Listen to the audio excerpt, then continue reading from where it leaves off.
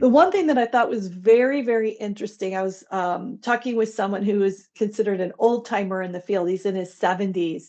And I was talking to him about red lines and scoring when I was very beginning to score in red lines. And he had a very interesting comment. He said, there's two ways to do it, Jeanette. He said, the first is you look at it, you read them thematically, all the red lines, and you say to yourself, is this a supplier I can work with if we move them to negotiation? Because there are certain themes that start to pop out if you read this thematically that says this supplier is not going to fit with our culture. And it's embedded in how they react to terms and conditions. So you've got your scores for cultural fit and business advantage, but I took that to heart. I could read certain themes like we're in charge, we're not going to report on these sorts of things. These are not the sort of SLAs that we're going to agree to. You start to get a feel for a supplier that says, I'm in charge, you're not, which I thought was very interesting. And then the other way to do it is just really strict scoring. If you make any change at all, you're not a 10 anymore. You're now a 9 or an 8 on a 10-point scale. If you have lots of red lines, you're now a 1 or a 2. Even if all the red lines are relevant, even if, yes, that provision should not be in this contract.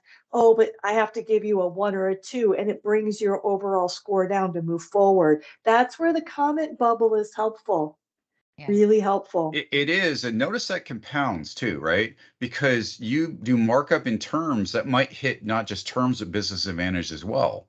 It might even hit your technical solution. So sometimes people, right. You go, oh, an attorney's got all this education and whatnot. I'm just going to listen to the attorney. Attorneys should be advisors in most instances, right? This is about the nature of the business deal and what are the acceptable and unacceptable risks as you move forward as an enterprise and getting into this contract. Don't just take it at face value because that the bloody markup, right, could impact more than just one score. And you could go from being best value to being, I'm sorry, we're not going to have a conversation anymore. And very quickly and very easily, because you've just kind of let somebody go in and robotically scribble on the piece of paper, as opposed to making it a really concerted part of your proposal. And you really think about what are these exceptions and which ones do you really need to argue about and which ones do you not.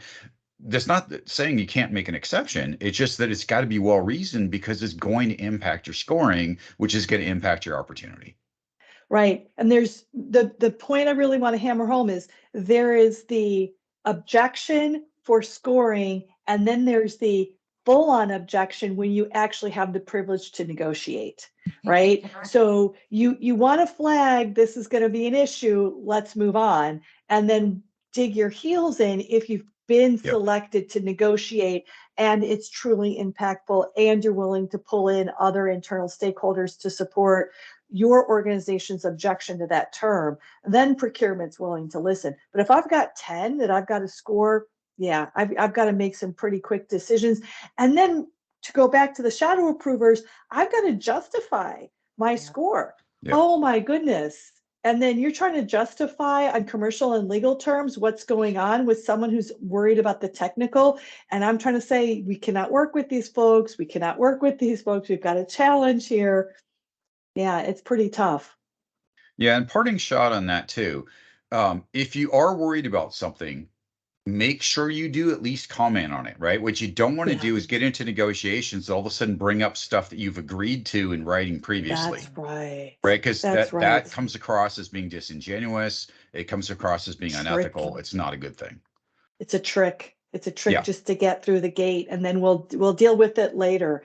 No, you do have to, it does have to be on the objection bidder list, because there are some organizations that will come back and bite you and say it wasn't on the objection list, or it wasn't, we went back and did a compare document, it wasn't originally in your, and that becomes questionable ethical behavior that I think all three of us have seen happen with bidders, whether they intended it or not. That suddenly raises the shackles and it says, is this an ethical organization to deal with if you didn't raise it at the bid, but you're now raising it now? Yeah, I've had situations where a bidder in the negotiation process stopped doing change tracking and put stuff in that, and I don't know if it was intentional or an accident, right? But then we went back to go do the award, did a document compare, and all of a Yeah. sudden there was all these changes you didn't know about. They did not get the award. No, no, and they should not.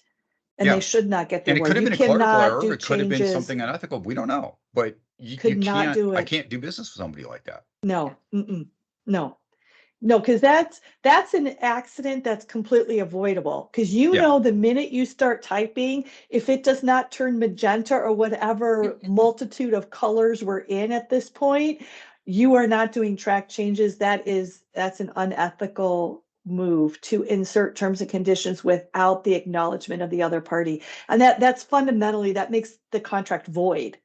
Yeah. That's just, we're done. Yeah. Okay.